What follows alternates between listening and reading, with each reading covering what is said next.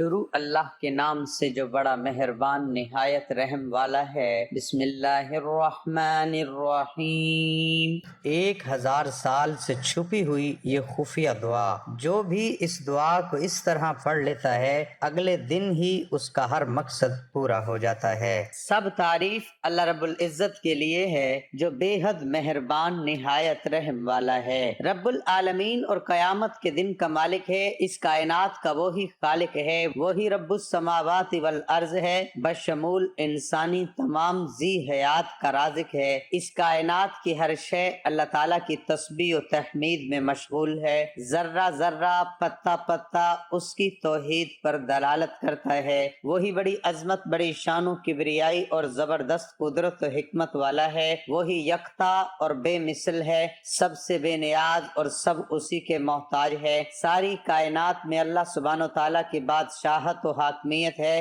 وہی حاجت روا اور سب سے اعلیٰ ہے، نہ وہ کسی کی اولاد ہے اور نہ اس کی کوئی اولاد ہے۔ ساری کائنات میں نہ کبھی کوئی ایسا تھا اور نہ ہوگا جو اللہ تعالیٰ کی مانند ہو۔ اللہ تعالیٰ کا کسی بھی لحاظ سے کوئی ہمسر نہیں، وہ تنہا ہے، تمام صفات عالیہ کا مالک ہے، تمام اختیارات اللہ سبحانہ و تعالیٰ کے قبضہ قدرت میں ہے، جسے چاہتا ہے اپنی رحمت میں داخل کر لیتا ہے، جسے چاہتا ہے اس کی نافرمانی کے سبب اسے عذاب میں مبتلا کر دیتا ہے۔ وہی زندگی دیتا ہے اور وہی موت دیتا ہے اور وہی قیامت کے دن دوبارہ اٹھائے گا۔ اسے ہر چیز کا علم ہے اور دلوں کا بھید جانتا ہے، حی و قیوم ہے، وہی اول ہے اور آخر بھی، ظاہر بھی اور باطن بھی۔ اللہ تعالیٰ نے آخرت تک کے انسانوں کے لیے حضور پاک صلی اللہ علیہ وسلم پر قرآن حکیم نازل فرمایا۔ قرآن حکیم اللہ تبارک و تعالیٰ کا فصیح و بلیغ کلام ہے، جو انسان کے لیے کامل ہدایت نامہ، رشد و ہدایت کا سرچشمہ، مکمل دستور العمل اور حضور پاک صلی اللہ علیہ وسلم کی سیرت طیبہ، قرآن حکیم کی تفسیر و تشریح۔ دین اسلام قرآن و سنت پر مشتمل دین فطرت ہے، دنیا و آخرت میں فلاح و کامیابی کا دار و مدار دین اسلام کی پیروی پر موقوف ہے۔ قرآن حکیم حکمت یعنی عقل و دانش کی باتوں کو مخزن ہے، قرآن حق ہے، ایمان والوں کے لیے ہدایت، بشارت، پرہیزگاروں کے لیے نصیحت، رحمت، بصیرت اور شفا ہے، حق و باطل میں فرق دکھانے والی کتاب ہے، علم و حکمت اور اخلاقی تعلیمات کا منبع ہے، اللہ سبحانہ و تعالیٰ کی ذات و صفات، قدرت و حکمت کو کھول کھول کر بیان کرنے والی کتاب ہے، انسان کی زندگی کے ہر پہلو پر محیط ہدیت نامہ ہے۔ قرآن حکیم انسان کو نظام قدرت پر غور و فکر، تدبر و تفکر کرنے کی تلقین کرتا ہے، وہ انسان کو قدرت کے مظاہر پر گہری نظر، مطالعہ و مشاہدہ کرنے کی دعوت دیتا ہے، انسان کی تخلیق اور اس کے وجود میں سورج، چاند، تاروں کے نظام میں، حیوانات، نباتات و جمادات میں، دن رات کی رد و بدل میں، دریا و سمندر، زمین و آسمان میں حق تعالیٰ کی توحید و وحدانیت، قدرت و حکمت کی بہت سی نشانیاں ہیں، براہین و دلائل ہیں کہ انسان اس پر غور کرے۔ یہ نشانیاں انسان کو اس امر کا یقین دلانے کے لیے کافی ہیں کہ اس کائنات کو اللہ تعالیٰ نے بنایا اور وہی اکیلا اس پوری کائنات کا تدبیر کرنے والا اور فرما روا ہے۔ خدا تعالیٰ نے اپنے سچے پیغمبر صلی اللہ علیہ وسلم کی تصدیق کے لیے کبھی بطور خود اور کبھی قوم کے مطالبے پر ایسی نشانیاں نازل فرمائی جو انبیاء و رسول کی تصدیق کا باعث بنی اور معجزہ کہلائیں۔ ان میں سے چند ایک کا ذکر کیا جاتا ہے۔ اللہ رب العزت نے نوح علیہ السلام کی قوم کے تمام کافروں کو طوفان آب سے غرق کر دیا۔ نوح علیہ السلام اور اس کے ساتھیوں کو جو کشتی پر سوار تھے انہیں بچا لیا۔ اللہ رب العزت نے کشتی کے تحفظ کو رہتی دنیا تک کے لیے نشانی بنا دیا۔ حضرت ہود علیہ السلام کی قوم عاد کے غرور و سرکشی پر ہولناک عذاب 8 دن اور 7 راتیں بےہم تیز و تند ہوا کہ طوفان نے اسے تباہ و برباد کر دیا۔ حضرت صالح علیہ السلام کی دعا پر اللہ رب العزت نے ایک ٹھوس چٹان سے بطور نشانی ناکا اونٹنی نکالی اور ناکا کو ہلاک کرنے پر حضرت صالح علیہ السلام کی قوم کو ہیبت ناک آواز، چیخ اور کڑک سے ہلاک کر دیا۔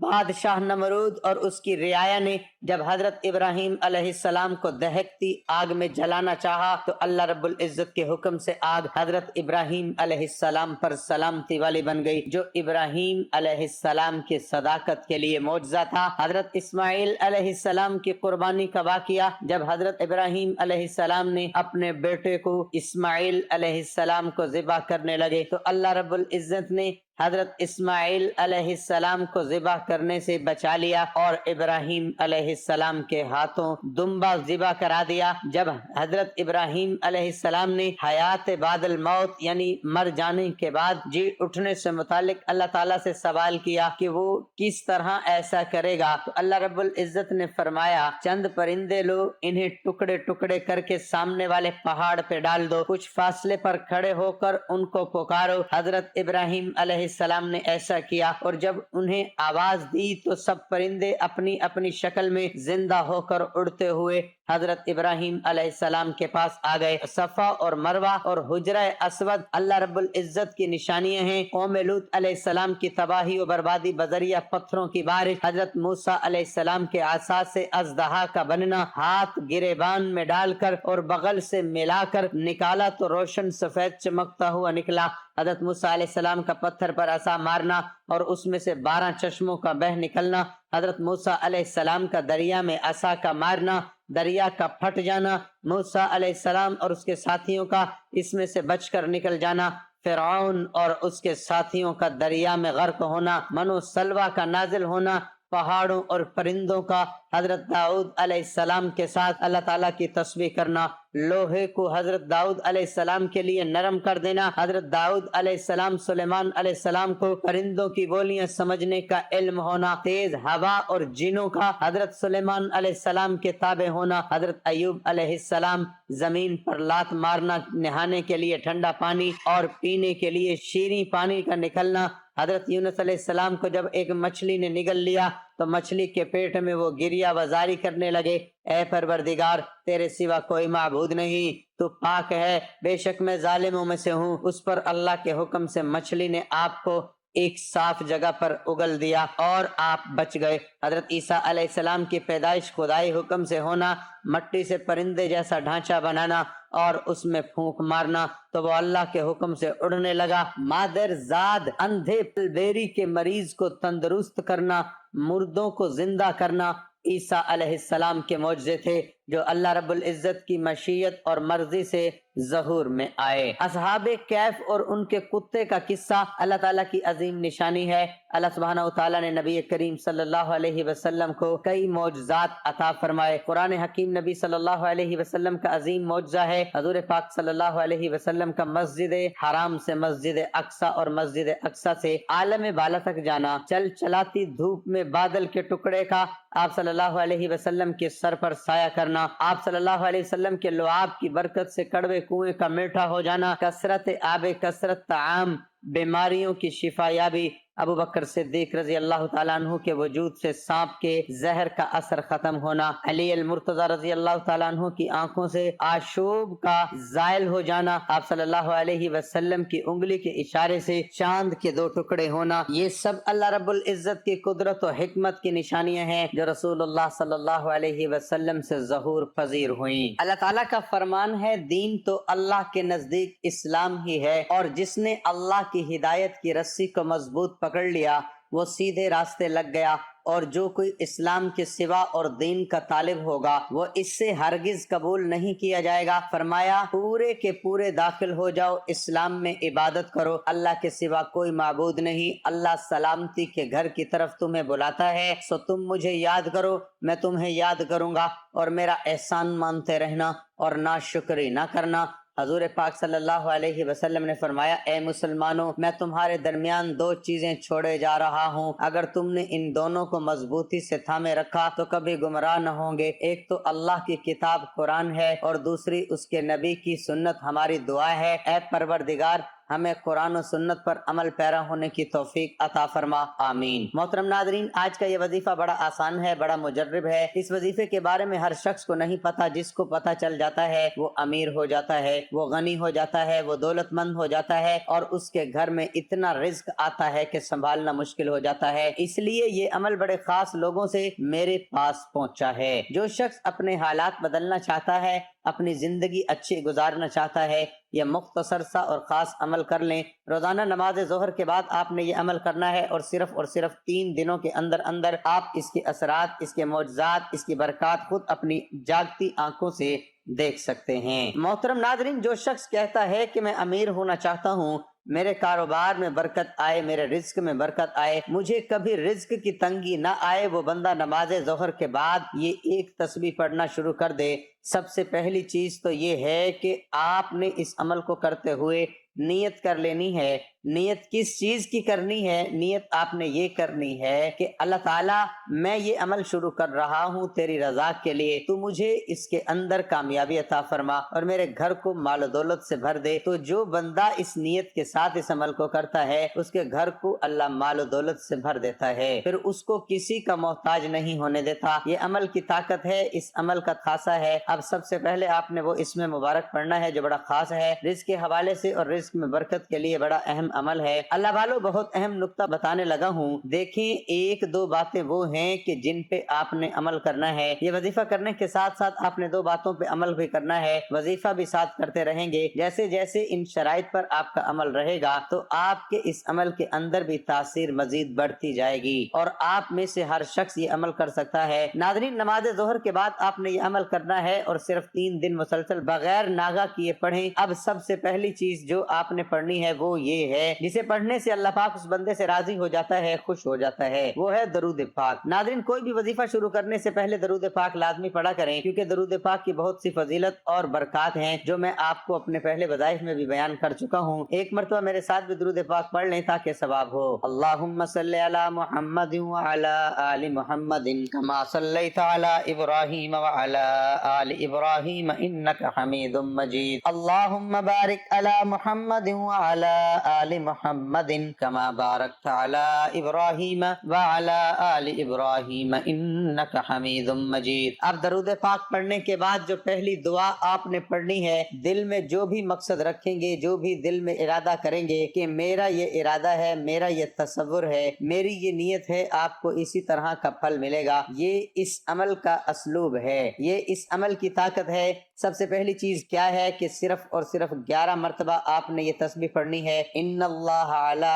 کل شیء قدیر، بے شک اللہ تعالیٰ ہر چیز پر قدرت رکھنے والا ہے۔ صرف اتنے سے کلمات پڑھنے ہیں۔ نماز ظہر کے بعد آپ نے یہ عمل کرنا ہے، صبح ہوتے ہی آپ کا مقدر چمک جائے گا، اس بندے کی تقدیر بدل جاتی ہے جو شخص لگاتار 3 دن یہ عمل کرتا ہے۔ سب سے پہلی چیز، آپ نے وظیفے کی ترتیب کو آپ نے خود یاد رکھنا ہے۔ میرا کام ہے بتانا، آپ کا کام ہے اس کو یاد رکھ کے اس پر عمل کرنا، اور اسی ترتیب کے مطابق آپ کو یہ عمل کرنا ہے۔ اس کے بعد اب جو آپ نے پڑھنے ہیں وہ صرف اتنے سے الفاظ ہیں، لا الہ الا اللہ۔ اس کے کلمات دیکھیں گے، آپ سمجھیں گے شاید یہ بالکل تھوڑا سا عمل ہے، مجھے کیا ہونے والا ہے، مجھے اس سے کیا ملنے والا، آپ کو پتہ ہی نہیں۔ آگے جو کلمات دعائیں آ رہی ہیں وہ آپ نے زندگی میں شاید پہلی مرتبہ کرنی ہیں، اور میں حقیقت بتا رہا ہوں، آپ یہ عمل واقعی پہلی بار کریں گے۔ عمل کرنے کے بعد رزق آپ کے پاس اتنا آتا ہے کہ آپ کا گھر رزق سے بھر جاتا ہے، اور اس کے بارے میں اللہ والے فرماتے ہیں کہ اس بندے کو کسی چیز کی کمی نہیں رہے گی جب یہ عمل آپ کر لیں گے۔ اب اس تسبیح کو جو پہلی میں نے آپ کو بتائی ہے، جو پہلے کلمات میں نے آپ کو بتائے ہیں، ان کی تعداد کوئی زیادہ نہیں ہے۔ اس سارے کے سارے عمل کو آپ نے اپنے ہاتھ کی انگلیوں پر پڑھنا ہے، اور یہ پہلی آیت جو میں نے آپ کو بتائی ہے اس کو صرف اور صرف 11 بار پڑھنا ہے، اور اس سے پہلے تعوذ اور تسمیہ کے ساتھ آپ نے اس عمل کو شروع کرنا ہے کہ درود پاک پڑھنے کے بعد ایک مرتبہ اعوذ باللہ من الشیطان الرجیم اور بسم اللہ الرحمن الرحیم کے ساتھ عمل کو شروع کرنا ہے، کیونکہ دیکھیں جو کام بغیر بسم اللہ کے شروع کیا جاتا ہے وہ ادھورا رہتا ہے۔ دوسری بات ہے جو میں اس میں آپ کو بتانے لگا تھا کہ آپ نے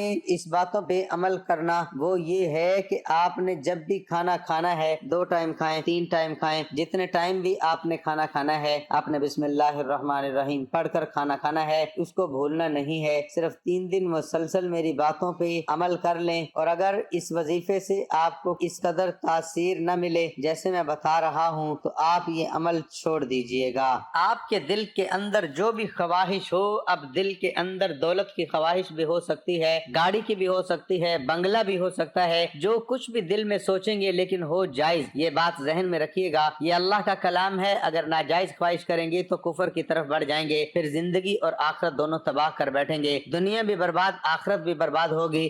اللہ کی رضا کے لیے، اللہ کو راضی کرنے کے لیے، اس کی خوشنودی حاصل کرنے کے لیے دیکھیں قدرت کا بڑا عجیب نظام ہے کہ جس چیز کی زیادہ ضرورت ہوتی ہے اللہ اس کو زیادہ پیدا فرما دیتا ہے تاکہ ضرورت پوری ہوتی رہے۔ مثلا نمک کی اتنی کثیر ضرورت ہے، روٹی سالن وغیرہ نمک کے بغیر بد مزہ ہوتے ہیں، ہر شخص کے کھانے میں نمک کی ضرورت ہوتی ہے، وہ غریب ہو، امیر ہو، بادشاہ ہو، اپنے کھانے میں نمک کا استعمال لازمی کرتا ہے۔ اس کے علاوہ سمندری نمک ہے، اللہ تعالیٰ نے پھر نمک کے پہاڑوں کے پہاڑ پیدا فرما دیے، یہ اس مالک کا نظام ہے۔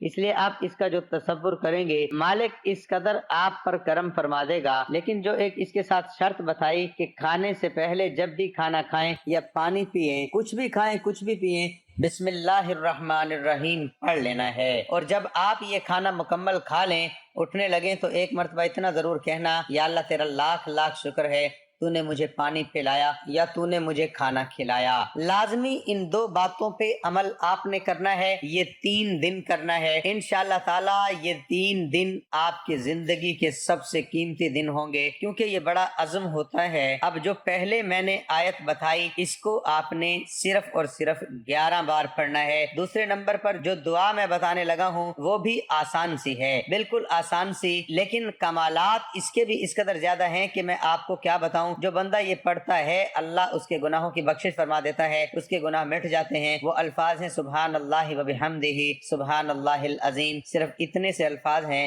بس اتنا ہی پڑھنا ہے۔ بے شک اللہ کی ذات پاک ہے، سب اسی کی تعریفیں ہیں، اسی کا سب کچھ ہے۔ سبحان اللہ و بحمدہ سبحان اللہ العظیم کی آپ نے ایک تسبیح یعنی 100 مرتبہ پڑھنے ہیں۔ دیکھیں اگر ایک مرتبہ ویڈیو مکمل دیکھنے سے سمجھ نہیں آتی تو دوبارہ دیکھ لیں، ساتھ ساتھ کہیں لکھ لیں، لیکن امید ہے آپ کو یاد ہو جائے گی۔ تعداد لکھتے جائیں ساتھ ساتھ، اور نہیں بھی لکھنا تو آپ کو ویسے ہی یاد ہو جائے گا، کوئی مشکل نہیں ہے۔ لیکن آپ اگر محنت کریں، کوشش کریں، اس عمل کو اپنے پاس محفوظ کر لیں، یہ ساری زندگی فائدہ دینے والا ہے، نسلوں کو فائدہ دینے والا ہے۔ صرف زندگی میں ایک بار ہی کرنے سے وہ کچھ ملتا ہے جو بندے نے کبھی سوچا بھی نہیں ہوتا کہ مجھے بھی یہ مقام مل جانا تھا، مجھے بھی یہ عزت مل جانی تھی۔ حضور صلی اللہ علیہ وسلم فرماتے ہیں اگر آپ کے گناہ سمندر کی جھاگ کے برابر ہیں اللہ فرما دیتا ہے، اس کی ذات ہے معاف فرمانے والی ہے۔ سبحان اللہ و بحمدہ سبحان اللہ العظیم کو آپ نے صرف 100 مرتبہ پڑھنا ہے۔ ناظرین جتنی تعداد بتائی ہے اسی کے مطابق پڑھنا ہے، سب کی بالکل تھوڑی تھوڑی سی تعداد ہے، لیکن بڑا آسان سا وظیفہ ہے، بڑا مجرب ہے۔ اب تیسرے نمبر پر ہم بات کر لیتے ہیں، تیسرے نمبر پر کون سی دعا پڑھنی ہے؟ وہ آپ نے پڑھنی ہے صرف اور صرف استغفر اللہ استغفر اللہ استغفر اللہ۔ یا اللہ میرے گناہوں کی بخشش کر دے، مولا مجھ سے جو خطائیں ہو چکی ہیں مجھے معاف کر دے۔ بندے کے دل پر زنگ لگ جاتا ہے گناہوں کی وجہ سے۔ حضور صلی اللہ علیہ وسلم نے فرمایا کہ جو بندہ گناہ کرتا ہے اس کے دل پر ایک سیاہ نقطہ بن جاتا ہے، اگر وہ بندہ توبہ کر لے اللہ گناہ کو مٹا دیتا ہے، اگر وہ توبہ نہ کرے مزید گناہ کرے اللہ مزید اس کے نقطے کو بڑا کر دیتے ہیں۔ جو نقطہ اس کے دل پر لگا ہے وہ بڑھ جاتا ہے، بڑا ہو جاتا ہے، پھر بھی اگر وہ گناہ کرتا رہے وہ نقطہ بڑھتے بڑھتے اتنا بڑا ہو جاتا ہے کہ اس بندے کا پورا دل ہی سیاہ کر دیتا ہے۔ پھر اس بندے کو کچھ بتایا بھی جائے تو اس کا پڑھنے کو دل نہیں کرتا، اس کو نیکی کی بات کہی جائے تو وہ نیکی کا کام کرنے کو بھی دل نہیں کرتا، نماز کا کہا جائے دل نہیں کرتا، قرآن کا کہا جائے دل نہیں کرتا، کچھ بھی کہہ دیا جائے، نیکی کی بات اس کے سامنے کی جائے، محفل میلاد کی جائے وہ بے سکون ہو جاتا ہے، وہ بندہ جس کا دل سیاہ ہو چکا ہے، کہیں یہ علامتیں آپ کے اندر تو نہیں، کہیں اس کی وجہ سے آپ کا دل تو سیاہ نہیں ہو چکا؟ اگر تو ایسا ہے تو پھر آپ مجھے کمنٹ میں ضرور بتائیے۔ اس کا علاج میں بتا دوں گا کہ یہ دل کی سیاہی کیسے دھلے گی، کیسے صاف ہوگی۔ بڑا آسان سا طریقہ ہے، لوگوں کو اس بات کا علم نہیں۔ آپ کمنٹ میں مجھ سے ضرور بتائیے گا، میں اس کا طریقہ کار بھی انشاءاللہ بتاؤں گا کہ کیسے یہ دلوں کی سیاہی ختم ہوتی ہے۔ حضور صلی اللہ علیہ وسلم نے یہ نکتہ بھی بتایا۔ اب آپ نے چند ایک چیزوں سے پرہیز بھی کرنا ہے۔ ان چیزوں میں ایک تو یہ ہے کہ کھڑے ہو کر آپ نے پانی نہیں پینا، جلدی جلدی آپ نے نماز نہیں پڑھنی، منہ سے چراغ نہیں بجھانا، دانت سے ناخن نہیں کاٹنا، دامن یا آستین سے منہ صاف نہیں کرنا۔ ان باتوں پہ عمل بھی کرنا آپ کے لیے انتہائی ضروری ہے۔ صرف 3 دن، اس سے زیادہ نہیں ہے۔ 3 دن پتہ بھی نہیں چلتا۔ ناظرین، اگر آپ امیر ہونا چاہتے ہیں، دولت حاصل کرنا چاہتے ہیں، تو یہ استغفار جو میں نے پڑھا ہے، اس کو صرف 7 بار پڑھنا ہے، صرف اور صرف 7 بار۔ اس کے ورد سے بھی جو دلوں کے زنگ ہوتے ہیں نا، سیاہی، یہ مٹتی ہے۔ لیکن اس سیاہی کو آنسوں کے ذریعے بھی ختم کیا جا سکتا ہے۔ لیکن اب میری کوشش ہے کہ میں یہ عمل آپ کو مکمل اسی ترتیب کے ساتھ سمجھاتا جاؤں تاکہ آپ کا وقت ضائع نہ ہو اور آپ اس عمل کو جلدی کر کے غموں سے نجات پا سکیں۔ کہتے ہیں یہ عمل غموں سے نجات پانے کا آسان سا نسخہ ہے، تو کوشش کریں کہ جو 3 دن آپ کو عمل کے لیے میں عرض کر رہا ہوں، کوشش کریں آپ باوضو رہیں، حالت وضو میں رہنے کی کوشش کریں۔ تو اس کے بعد اب آپ نے چوتھے نمبر پر جو سورت پڑھنی ہے وہ بالکل آسان سی ہے۔ اس کی تعداد بھی بالکل تھوڑی سی ہے، ہاتھ کی انگلیوں پہ بھی پڑھ سکتے ہیں، ویسے انگلیوں کی طرف اشارہ کیے بغیر بھی یہ تعداد یاد رہ سکتی ہے۔ کوئی ایسی بات نہیں ہے کہ آپ کو یاد نہ رہے، ایسے بھی آپ کر سکتے ہیں۔ جب آپ نے یہ عمل کرنا ہو، ویڈیو کو چلا لیں، جہاں پہ میں نے یہ پہلی دعا پڑھی میرے ساتھ پہلی دعا پڑھ دیں، دوسری پڑھی دوسری پڑھ لیں، تیسری جہاں پہ پڑھی وہاں پہ تیسری پڑھ لیں، چوتھی جہاں پہ دعا ہوگی وہ چوتھی پڑھ لیں۔ جتنی تعداد بتائی جائے اتنی ہی پڑھیں۔ ناظرین، چابی ہے، اگر وہ تالے کو لگائی جائے وہ تالا کھل جائے گا۔ اگر اس چابی کو توڑ دیا جائے، اس کا ایک دندہ توڑ دیا جائے یا وہ پوری چابی نہ لگائی جائے تو وہ تالا نہیں کھلے گا۔ اسی طرح اگر عمل کے اندر آپ اپنی من مانی کریں گے، اللہ والوں کے بتائے ہوئے طریقے پر عمل نہیں کریں گے، تو پھر آپ بھی اپنی قسمت کا تالا نہیں کھول سکتے، اپنے مقدر کا تالا نہیں کھول سکتے۔ وہی کھول پائے گا جو بندہ اس پر عمل کرے گا۔ ناظرین، آخر میں آپ نے سورۃ اخلاص پڑھنی ہے۔ سورۃ اخلاص آپ نے صرف اور صرف 7 مرتبہ پڑھنی ہے۔ میرے خیال میں یہ پورا عمل چند سیکنڈ کا عمل ہے، 2 منٹ سے زیادہ کا یہ عمل نہیں، بس سمجھاتے ہوئے بتاتے ہوئے ٹائم لگ رہا ہے۔ کچھ چیزوں پہ عمل کرنا ہوتا ہے اور کچھ چیزوں کی ضرورت بھی ہوتی ہے، وہ آپ کو سمجھائی جائے، آپ کو بتائی جائے تاکہ آپ دیکھیں۔ جتنا یقین کامل ہوگا، جتنا یقین پختہ ہوگا، اتنی ہی آپ کو اس عمل سے فائدہ ہوگا۔ بس آپ نے اس عمل کو جو میں نے کہا ہے دل کے اندر اپنا مقصد رکھنا ہے اور وہ آپ کا عمل کے دوران مقصد ذہن میں ہی رہے، مقصد سے آپ نے ہٹنا نہیں۔ سورۃ اخلاص پڑھنے سے آپ کو انشاءاللہ ظالموں پر بھی غلبہ ملے گا۔ کوئی شخص ہے کسی بیماری کے اندر مبتلا ہے، اللہ اس کو بھی شفا عطا فرمائے گا۔ کوئی شخص غیبی مدد چاہتا ہے تو غیبی مدد ملے گی، اور انشاءاللہ کیونکہ اس کے اندر وہ الفاظ بھی موجود ہیں جو قید کا تالا کھول دیتے ہیں، تو قیدی کو رہائی کی نیت سے پڑھنا چاہتے ہیں تو اس کی نیت سے بھی آپ اس کو پڑھ سکتے ہیں۔ یہ بڑا طبی نسخہ آپ کو دے رہا ہوں کیونکہ اس سورت کی برکت سے دینی دنیاوی ہر قسم کے مصائب اور مضر بیماریوں سے بھی بندے کو نجات ملتی ہے، ہر قسم کی مصیبت بھی دور ہوتی ہے۔ حصول مقصد کے لیے اس کو ہمیشہ اللہ والے تلقین کرتے ہیں کہ اس کو پڑھتے رہا کریں۔ محترم ناظرین، عمل کی ترتیب آپ کو ایک بار پھر سمجھا دیتا ہوں۔ سب سے پہلے آپ نے ان اللہ علی کل شیء قدیر 11 مرتبہ پڑھنا ہے، اس کے بعد لا الہ الا اللہ 7 مرتبہ پڑھنا ہے، پھر آپ نے سبحان اللہ و بحمدہ سبحان اللہ العظیم 100 مرتبہ پڑھنا ہے، اس کے بعد آپ نے صرف 7 مرتبہ استغفر اللہ پڑھنا ہے۔ استغفر اللہ پڑھنے کے بعد آپ نے سورۃ اخلاص 7 مرتبہ پڑھنی ہے۔ سورۃ اخلاص 7 مرتبہ پڑھنے کے بعد آپ نے آخر میں وہی درود پاک پڑھنا ہے جو عمل کے شروع میں پڑھا تھا، تو آپ کا نماز ظہر کے بعد کا یہ عمل مکمل ہو جائے گا۔ یہ عمل انشاءاللہ آپ کی زندگی کے 3 دن کے اندر اندر بدل دے گا۔ نماز ظہر کی نماز کے بعد پڑھنے سے انشاءاللہ تعالی صبح ہوتے ہی آپ اس کے نظارے خود دیکھیں گے۔ 3 دن کے اندر اندر یہ وظیفہ آپ کا کام دکھا دیتا ہے۔ اگر دیکھنا چاہتے ہیں تو کر کے دیکھ لیں، آزمانا شرط ہوتا ہے۔ بتا میں رہا ہوں، کرنا آپ کی ذمہ داری ہے، اور اس میں تاثیر اور طاقت میرا رب پیدا فرما دیتا ہے۔ جس کا جتنا اخلاص ہوگا اللہ اس پر اتنا کرم فرمائے گا، اس کو اتنا ہی زیادہ اس کے عمل سے نفع اور فائدہ پہنچے گا۔ دعا ہے اللہ تعالیٰ میرا سنانا اور آپ کا سننا اپنی بارگاہ الہی میں قبول و منظور فرمائے، آمین۔ ناظرین، گزارش ہے کہ اللہ تعالیٰ کے 99 ناموں میں سے کوئی ایک نام لکھ کر کمنٹ میں ضرور شیئر کر دیں۔ اللہ تعالیٰ ہم سب کا حامی و ناصر ہو، آمین۔ جزاک اللہ۔